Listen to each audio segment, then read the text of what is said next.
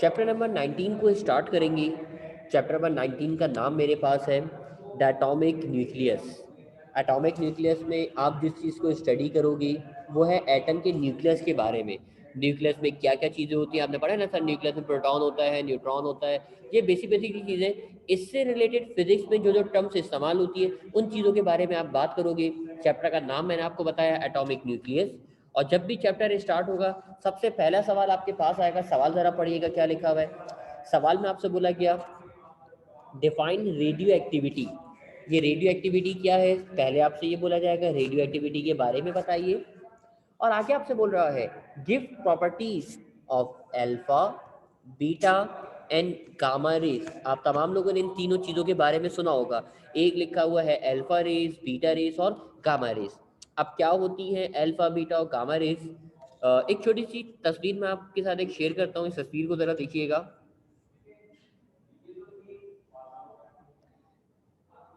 Alpha, beta और gamma rays के बारे में कुछ लिखा हुआ है आपके पास। ये लिखा हुआ है, ये कहलाता है मेरे पास अल्फा। सेकेंड नंबर पे लिखा हुआ है ये कहलाता है मेरे पास बीटा।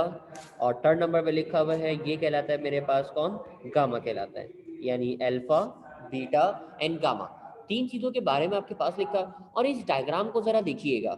इस डायग्राम को देख के आपको क्या बात समझ में आती है अल्फा, बीटा, गामा के बारे में? आप क्या बात ऑब्जर्व कर सकते हैं, क्या बात देखेंगे, उस बात को भी ज़रा देखते हैं। आप सबसे पहली बात ये ऑब्जर्व करो,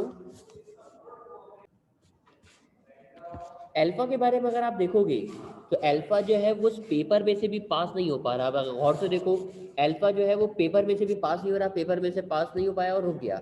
जबकि बीटा जो है वो पेपर में से तो पास हो गया, लेकिन वो पास किस में से नहीं हो पा रहा, एल्यूमिनियम में से पास नहीं हो पा रहा। जबकि गामा रेस को देखोगे, गामा रेस पेपर में से भी पास हो गई, एल्यूमिनियम में से भी पास हो गया, कुछ हद तक वो लाइट में से भी पास हुआ। लाइट में से भी तमाम रेडिएशन पास नहीं हो सकी, बल्कि कुछ हद तक वो कहाँ से पास हो गया, लाइट में से पास हो गया। ये जो रेस का पास होना है, ये पास होना कहलाती है पेनिट्रेशन।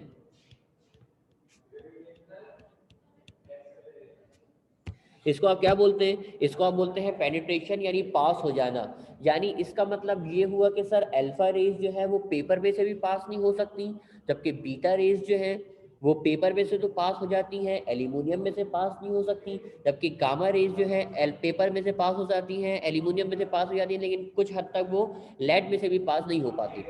सर क्या मतलब है इनका, ऐसा क्यों होता है कि सबसे ज़्यादा जो पेनिट्रेशन है वो किसकी है? आप बोलेंगे सर सबसे ज़्यादा जो पास हो पा रहा है वो गामा हो पा रहा है, यानी गामा की पेनिट्रेशन पावर सबसे ज़्यादा है। लेकिन सर ऐसा क्यों होता है, गामा की पेनिट्रेशन सबसे ज़्यादा क्यों है? अच्छा, उससे कम पेनिट्रेशन होती है बीटा की और सबसे कम पेनिट्रेशन होती है अल्फा की। अब ये सारे सवालात के जवाब आपको चाहिए होंगे कि सर ऐसा क्यों होता है, आप हमें रीज़न दीजिए। अच्छा, फिर एक और बात मैं आपको बताऊं, आपने लफ्ज़ सुना होगा आयोनाइजेशन का। आयनाइजेशन का लफ्ज़ भी सुना होगा। किसकी आयनाइजेशन ज़्यादा होती है, किसकी पेनिट्रेशन ज़्यादा होती है? आपके जहन में सवाल ज़रूर होगा कि सर इसमें से किसकी आयनाइजेशन पावर सबसे ज़्यादा होती है। ये बात का जवाब भी दीजिए।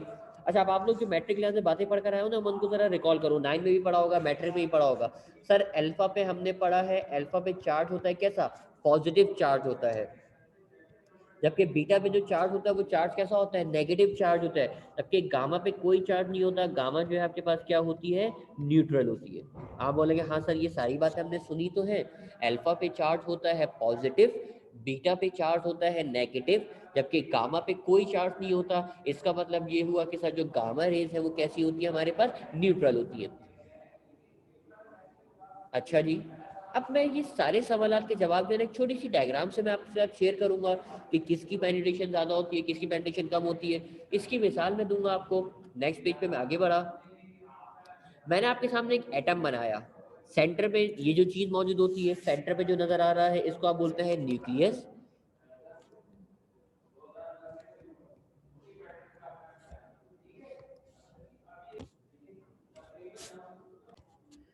न्यूक्लियस के अराउंड आपके पास ये मौजूद नजर आ रहे हैं इलेक्ट्रॉन, ये व्हाइट कलर के जो नजर आ रहे हैं ये इलेक्ट्रॉन नजर आ रहे हैं। आप बोलेंगे हाँ सर इलेक्ट्रॉन नजर आ रहे हैं। मैंने एक और शेल बनाया जिसको आप ऑर्बिट बोलते हो, मैंने फिर इलेक्ट्रॉन बनाया। एक और ऑर्बिट बनाया, मैंने फिर इलेक्ट्रॉन बनाया। अब आप देखो मैंने अच्छे खासे आपके सामने यहाँ इलेक्ट्रॉन दिखा दिए इस न्यूक्लियस में। आप बोलेंगे चले सर सही है, ये जो इर्द गिर्द नजर आ रही है इलेक्ट्रॉन है। बेटा मुझे एक बात का जवाब दो, इलेक्ट्रॉन पे चार्ज कैसा होता है? तो आप बोलेंगे सर इलेक्ट्रॉन पे चार्ज होता है नेगेटिव चार्ज। आप बोलेंगे हाँ सर बिल्कुल सही है, इलेक्ट्रॉन पे जो चार्ज होता है वो इलेक्ट्रॉन पे चार्ज होता है नेगेटिव। जबकि जो न्यूक्लियस नजर आ रहा है, न्यूक्लियस पे चार्ज क्या होता है? तो आप बोलेंगे सर न्यूक्लियस पे चार्ज होता है पॉजिटिव चार्ज। इलेक्ट्रॉन पे चार्ज होता है मेरे पास नेगेटिव, न्यूक्लियस पे चार्ज होता है मेरे पास पॉजिटिव। दोनों तरह के अब आपको यहाँ पे चार्ज नजर आ रहे हैं। मैंने तीनों रेस का इस्तेमाल किया, मैंने बुलाया भाई अल्फा तुम मेरे पास आओ, मैंने कहा बीटा तुम मेरे पास आओ, गामा को कहा गामा तुम मेरे पास आओ। अल्फा पे चार्ज होता है पॉजिटिव, बीटा पे चार्ज होता है नेगेटिव, जबकि गामा पे कोई चार्ज नहीं होता। मैंने बारी बारी करके तीनों को भेजना चाहा, सही है। मैंने सबसे पहले अल्फा को भेजा, अल्फा तुम जाओ यहाँ से, मुझे बताओ जब ये अल्फा यहाँ से पास होने की कोशिश करेगा, अल्फा जब यहाँ से पास होने की कोशिश करेगा, तो बेटा देखो ना अल्फा पे चार्ज कौन सा है? अल्फा पे चार्ज है पॉजिटिव। जब ये यहाँ से पास होने की कोशिश करेगा, इसको जगह जगह पे कौन नजर आएंगे? जगह जगह पे इसको इलेक्ट्रॉन नजर आएंगे। भाई ये भी इलेक्ट्रॉन है, ये भी इलेक्ट्रॉन है, ये भी इलेक्ट्रॉन है, ये भी इलेक्ट्रॉन है, क्योंकि जगह जगह उसको इलेक्ट्रॉन नजर आ रहे हैं ना। और इलेक्ट्रॉन पे चार्ज कौन सा होता है? इलेक्ट्रॉन पे चार्ज होता है नेगेटिव। ये इस अल्फा पार्टिकल को जाने ही नहीं देगा, क्योंकि अल्फा पे चार्ज पॉजिटिव है ना। और आपने पढ़ा है सर पॉजिटिव को जो अट्रैक्ट करता है वो अट्रैक्ट करता है नेगेटिव। तो जैसे ही पॉजिटिव यहाँ से गुजरेगा, नेगेटिव बोलेगा, इलेक्ट्रॉन बोलेगा यार तुम मेरे पास आओ, यार तुम मेरे पास आओ। यानी ये इलेक्ट्रॉन इस अल्फा को जाने ही नहीं देंगे। क्यों? क्योंकि किसी भी एटम में इलेक्ट्रॉन ज्यादा जगह पे मौजूद होते हैं। भाई आपके सामने है ना, पॉजिटिव तो सिर्फ एक जगह पे नजर आ रहा है, पॉजिटिव सिर्फ एक जगह पे है ना, जबकि नेगेटिव तो आपको जगह जगह जगह जगह जगह जगह नेगेटिव नजर आ रहे हैं। तो अल्फा जब पास होने की कोशिश करेगा, तो अल्फा उसमें से पास ही नहीं हो पाएगा, क्योंकि जगह जगह उसको कौन नजर आ रहे हैं? इलेक्ट्रॉन नजर आ रहे हैं। इसी वजह से आपने पढ़ा है ना, अल्फा की पेनिट्रेशन पावर सबसे कम होती है। क्यों? क्योंकि अल्फा इस एटम में से पास नहीं हो पाता। फिर अब अगर मैं बीटा की बात करूं, तो आप बोलेंगे सर अगर आप बीटा को पास कराएंगे, तो बीटा के लिए सिर्फ एक जगह पे पॉजिटिव मिलेगा। भाई बीटा, क्योंकि बीटा है मेरे पास नेगेटिव, नेगेटिव को जो अट्रैक्ट करेगा, तो आप बोलेंगे सर नेगेटिव को जो अट्रैक्ट करता है वो होता है पॉजिटिव। और पॉजिटिव इसको सिर्फ एक जगह पे नजर आ रहा है, बाकी जगहों पे तो पॉजिटिव नहीं है ना। अब बीटा अगर यहाँ से पास होने की कोशिश करेगा, बीटा यहाँ से आया, यहाँ से पास होने की कोशिश करेगा, तो हो सकता है वो यहाँ से पास हो जाए। क्यों? क्योंकि उसको पॉजिटिव सिर्फ एक जगह पे मिल रहा था। आप बोलेंगे हाँ सर ये बात तो सही है, क्योंकि बीटा ज्यादा हद तक पास हो सकता है। अगर वो बीटा यहाँ से पास हो रहा होता, नीचे से पास हो रहा होता, तो बीटा यहाँ से पास हो सकता था।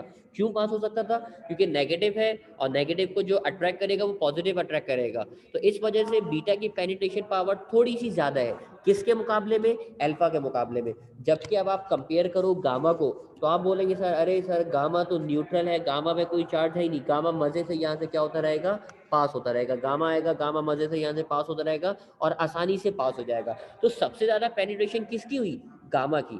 तो आप बोलेंगे सर सबसे कम पेनिट्रेशन अल्फा की, उससे ज्यादा पेनिट्रेशन बीटा की, और सबसे ज्यादा पेनिट्रेशन आपके पास किसकी है? गामा की। उम्मीद करता हूँ यहाँ तक की बात आप लोगों को क्लियर होगी। आगे मैं अपनी बात को बढ़ाता हूँ अब आगे। बेटा आपने एक चीज तो देखी पेनिट्रेशन, एक और बात जरा देखना, आयोनाइजेशन और पेनिट्रेशन दोनों का जो आपस में रिलेशन है, वो रिलेशन होता है इनवर्स।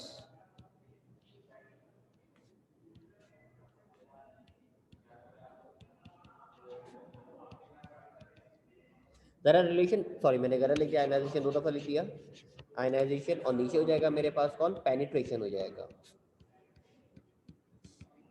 आयोनाइजेशन और पेनिट्रेशन दोनों का आपस में जो रिलेशन है, वो रिलेशन कैसा है? Inverse relation. जिसकी पेनिट्रेशन सबसे ज्यादा होगी उसकी आयोनाइजेशन सबसे कम होगी। आप बोलेंगे हाँ सर ये बात तो है, क्योंकि दोनों का अगर रिलेशन आपस में इनवर्स है, तो जिसकी पेनिट्रेशन सबसे ज्यादा होगी उसकी आयोनाइजेशन सबसे कम होगी, और जिसकी पेनिट्रेशन सबसे कम होगी, आपसे अगर मैं पूछूं कि सर सबसे कम पेनिट्रेशन जिसकी होगी, तो आप बोलेंगे सर जिसकी सबसे कम पेनिट्रेशन होगी उसकी सबसे ज्यादा आयनाइजेशन होगी। क्या आप बता सकते हैं सबसे ज्यादा आयनाइजेशन किसकी होगी? सबसे ज्यादा आयनाइजेशन किसकी होगी? अल्फा बीटा या गामा? अच्छा, अब आप सोच रहे होंगे सर ये इनवर्स रिलेशन क्यों है, डायरेक्ट रिलेशन क्यों नहीं है? भाई सवाल तो आपके जहन में आएगा ना, सर इनवर्स ही क्यों, डायरेक्ट भी तो हो सकता था, हो सकता है आपने गलत लिखा हो।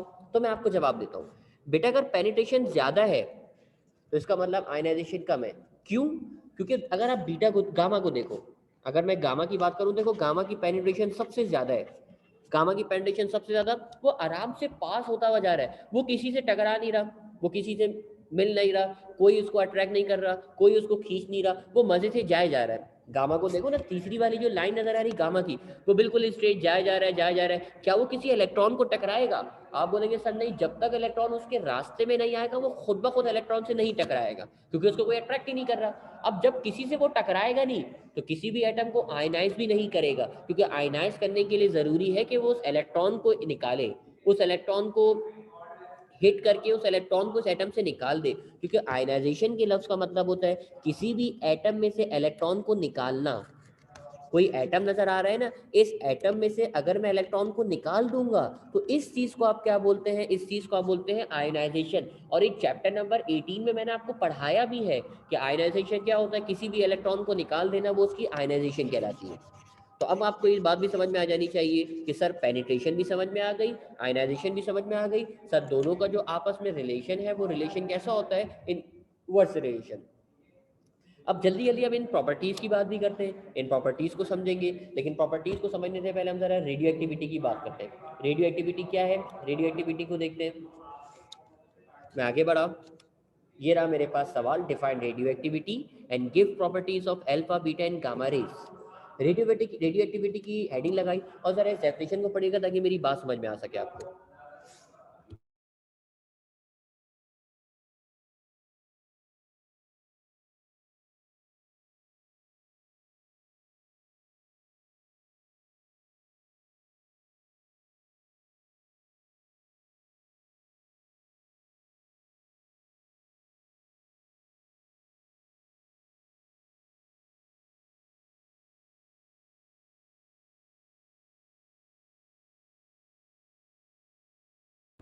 डेफिनेशन में आपसे बोला गया, एलिमेंट्स हैविंग एटॉमिक नंबर और चार्ज नंबर ग्रेटर देन 82, यानी वो एलिमेंट जिनका एटॉमिक नंबर 82 से ज़्यादा होता है। जैसे अगर मैं बात करूँ, मैंने यूरेनियम लेकर आया, uranium 92 to 36, uranium 92 36।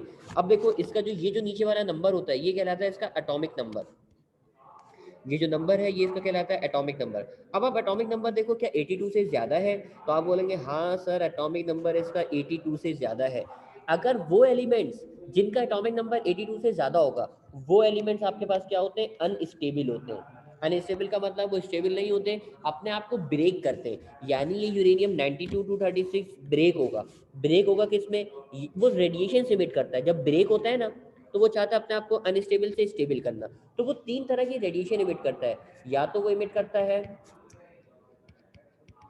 Alpha particle, या तो वो इमिट करता है गामा पार्टिकल, या फिर वो इमिट करता है सॉरी बीटा पार्टिकल, या फिर वो इमिट करता है गामा रे। अब देखो यूरेनियम 92-36, क्योंकि इसका एटॉमिक नंबर 82 से बड़ा है, तो वो एलिमेंट्स जो 82 से, जिनका एटॉमिक नंबर 82 से बड़ा होता है, वो रेडिएशन से इमिट करते हैं, या तो अल्फा पार्टिकल इमिट करेगा, या बीटा पार्टिकल इमिट करेगा, या गामा रेस इमिट करेगा।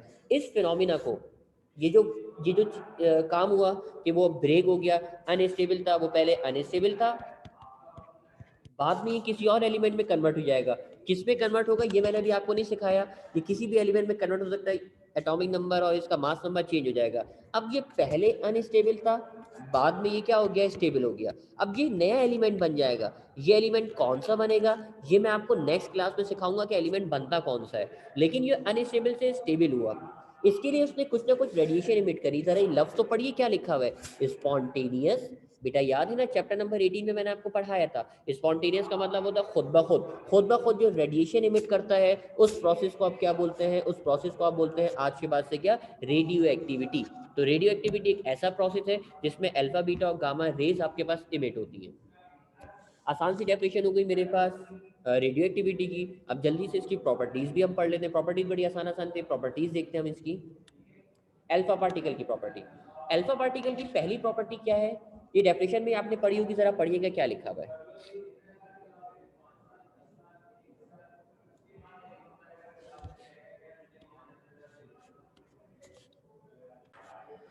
अब अल्फा के बारे में लिखा हुआ है, अल्फा जो है कहलाता है हमारे पास हीलियम न्यूक्लियस। अच्छा, अल्फा को याद रखना, अल्फा कभी भी हमेशा पार्टिकल कहलाता है, अल्फा रेस नहीं कहलाती। अल्फा जो है पार्टिकल कहलाती है, अल्फा रेस नहीं कहलाती। अब रेस क्यों नहीं कहलाती, इसका रीजन आपको दे रहा है। अब आप हो सकता है पहली दफा पढ़ रहे हो। Alpha rays consist of, alpha rays के अंदर क्या क्या होता है ये आपको बता रहा है। अल्फा रेस जो है दो प्रोटॉन और दो न्यूट्रॉन से मिलकर बनती है। भाई अल्फा रेस में दो प्रोटॉन होते हैं और दो न्यूट्रॉन होते हैं, इसीलिए इसको हीलियम न्यूक्लियस कहा जाता है। क्योंकि हीलियम जो एटम है ना, इस हीलियम के अंदर भी क्या होता है, ये जो हीलियम आपको नजर आ रहा है, इस हीलियम के न्यूक्लियस के अंदर भी दो प्रोटॉन होते हैं, दो न्यूट्रॉन होते हैं। ये जो हीलियम न्यूक्लियस होता है, इसके अंदर भी दो प्रोटॉन और दो न्यूट्रॉन होते हैं, इसीलिए इसको आप हीलियम न्यूक्लियस भी कहते हो। तो आपने पढ़ा सर, अल्फा पार्टिकल जो है इसके अंदर दो प्रोटॉन और दो न्यूट्रॉन है, इसीलिए इसको हीलियम न्यूक्लियस कहा जाता है। आप बोलेंगे चले सर सही है, हमने इस बात पे यकीन कर लिया, अल्फा न्यूक्लियस में दो प्रोटॉन दो न्यूट्रॉन होते हैं। बेटा प्रोटॉन पे चार्ज कैसा होता है, पॉजिटिव, जबकि न्यूट्रॉन पे कोई चार्ज नहीं होता, ये न्यूट्रल होते हैं। क्योंकि प्रोटॉन पे चार्ज पॉजिटिव है, इसीलिए अल्फा पार्टिकल पे भी चार्ज कैसा होता है, अल्फा पार्टिकल पे भी चार्ज पॉजिटिव, इसीलिए तो मैंने लिखा था अल्फा पे पॉजिटिव चार्ज। तो आप बोलेंगे हाँ सर सही है, अल्फा पे पॉजिटिव चार्ज होता है। आगे आगे बढ़ते रहेंगे। इसकी वेलोसिटी की वैल्यू आपको बता रहा है, velocity of alpha particle lies in between 1.4 exponential 7 to 1.7 exponential 7। ये इसकी वेलोसिटी आपको बता रहा है, इसकी वेलोसिटी यहाँ से लेकर यहाँ तक होती है। ये सिर्फ आप वैल्यूज देखते रहिएगा। पेनिट्रेशन, तो आप बोलेंगे हाँ सर, अरे सर पेनिट्रेशन का मतलब होता है किसी भी चीज का पास हो जाना। और हाँ सर, अभी अभी तो आपने बताया था अल्फा रेस तो पास ही नहीं हो पाती, यानी इसकी पेनिट्रेशन पावर सबसे कम होती है। तो जरा पढ़ लीजिए क्या है, it's penetration power is very small. Penetration power इसकी बहुत ज्यादा कम होती है, very small. It does not pass through the 1 millimetre aluminium foil. Aluminium foil जो आप घरों में इस्तेमाल करते हैं ना खाने को गर्म रखने के लिए, वो एल्यूमिनियम फॉइल में से भी पास नहीं हो पाती अल्फा पार्टिकल। और आपने पढ़ा है सर, पेनिट्रेशन और आयनाइजेशन दोनों का जो आपस में रिलेशन होता है, वो रिलेशन कैसा होता है, इनवर्स रिलेशन। अगर आप बात करोगे आयनाइजेशन और किसकी, पेनिट्रेशन की, तो आप बोलेंगे सर जिसकी पेनिट्रेशन ज्यादा होती है उसकी आयनाइजेशन क्या होती है, कम होती है, क्योंकि दोनों का आपस में रिलेशन इनवर्स।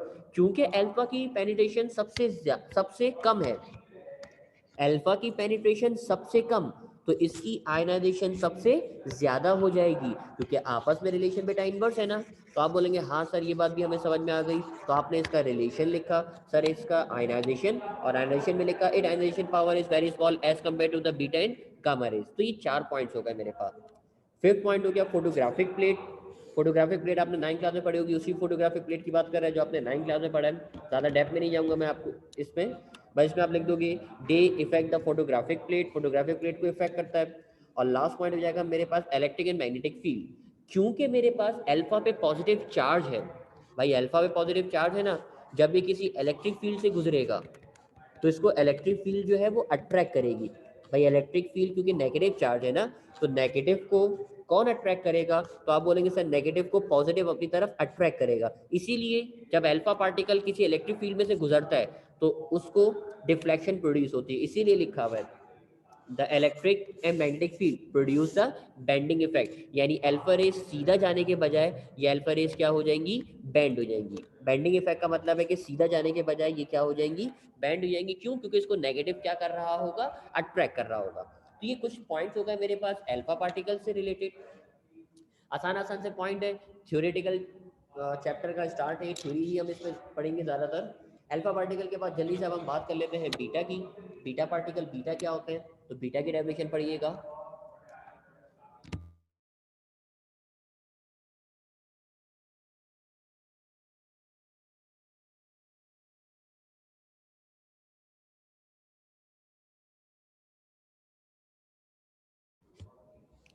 बीटा के बारे में आपको बता रहा है, बीटा क्या कहलाता है, बीटा कहलाता है आपके पास इलेक्ट्रॉन कहलाता है। अच्छा जी, इलेक्ट्रॉन के अंदर भी क्या है, the mass of the beta rays is equal to the mass of an electron. इसका मास जो है मास ऑफ इलेक्ट्रॉन के बराबर होता है, और जो इसका चार्ज है वो चार्ज ऑफ इलेक्ट्रॉन के बराबर होता है, is equal to the charge of electron.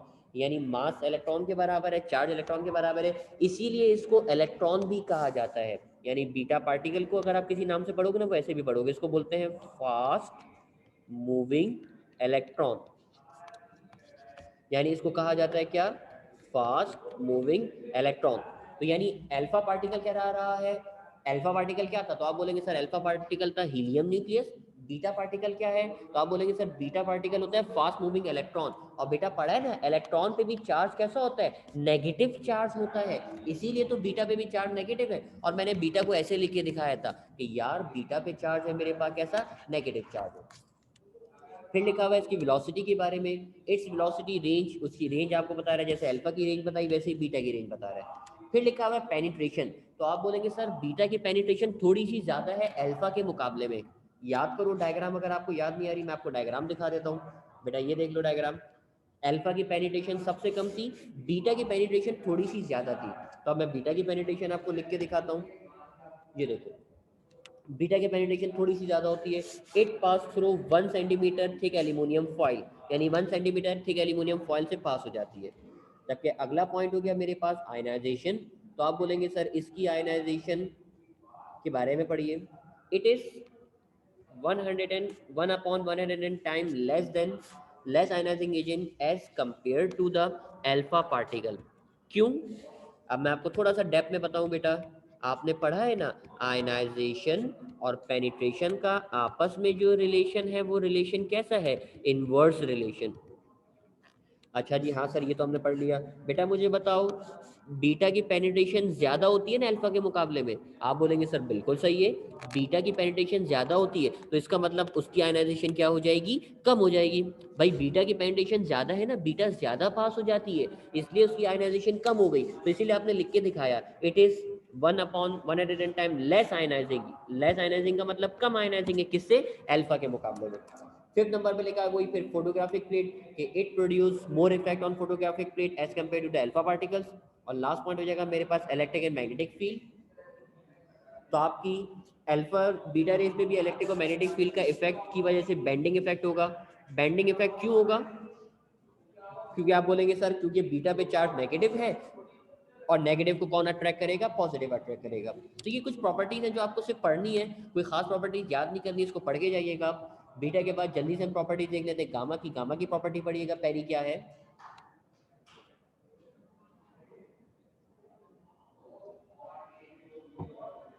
Gamma rays के बारे में लिखा हुआ, it's frequency is greater than the X ray.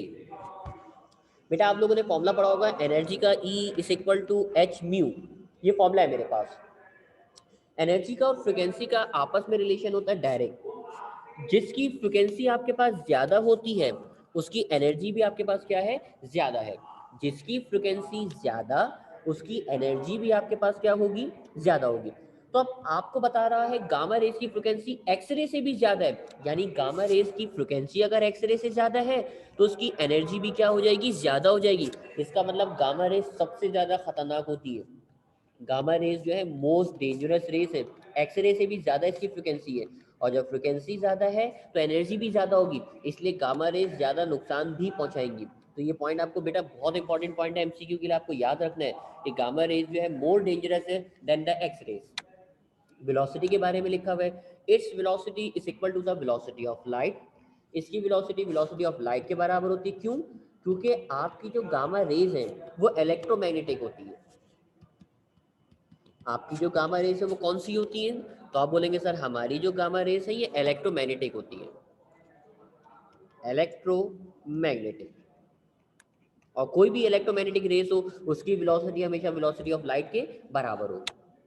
बेटा पेनिट्रेशन बताओ, तो आप बोलेंगे सर बड़ी आसान सी बात, पेनिट्रेशन तो गामा की सबसे ज्यादा होती है, सबसे ज्यादा पास होती है। तो पढ़िए क्या लिखा हुआ है, it's penetration power is, its penetration power is very high, it can pass through the 80 centimetre to iron foil, यानी 80 सेंटीमीटर आयरन फॉइल से आसानी से पास हो जाएगा। और सर हमने पढ़ा है सर आयनाइजेशन और पेनिट्रेशन का आपस में रिलेशन कैसा होता है, इनवर्स रिलेशन। सर दोनों का रिलेशन आपस में इनवर्स होता है, तो गामा की पेनिट्रेशन आपके पास सबसे ज्यादा है तो इसकी आयनाइजेशन सबसे कम हो जाएगी। तो पढ़ लीजिए जरा क्या लिखा हुआ है, इट इज 1/110 टाइम्स, यानी 10,000 टाइम, 1/10,000 टाइम लेस आयनाइजिंग, यानी कम आयनाइजिंग है किससे, अल्फा से। क्यों, क्योंकि गामा की पेनिट्रेशन सबसे ज्यादा तो आयनाइजेशन सबसे कम होगी। तो लिखा हुआ है ना 1/10,000 time less ionising as compare to the alpha particle. Last fifth point आ जाएगा photographic plate, it produce more effect on photographic plate than alpha and beta rays. ये बीटा पार्टिकल होना चाहिए, मिस्टेक है, इसको सही कर दूं मैं। और लास्ट पॉइंट हो जाएगा मेरे पास, अच्छा क्या इलेक्ट्रिक और मैग्नेटिक फील्ड का इफेक्ट होगा इसके ऊपर? तो आप बोलेंगे सर अरे सर गामा तो न्यूट्रल है ना। भाई गामा जो है वो गामा न्यूट्रल है, इस पे कोई बेंडिंग इफेक्ट नहीं होगा। तो आपने लिखा it does not affected both electric and magnetic field, यानी it does not affected by both electric and magnetic field, मतलब ये हुआ कि इसके ऊपर इलेक्ट्रिक और मैग्नेटिक फील्ड का कोई इफेक्ट नहीं होगा। क्यों?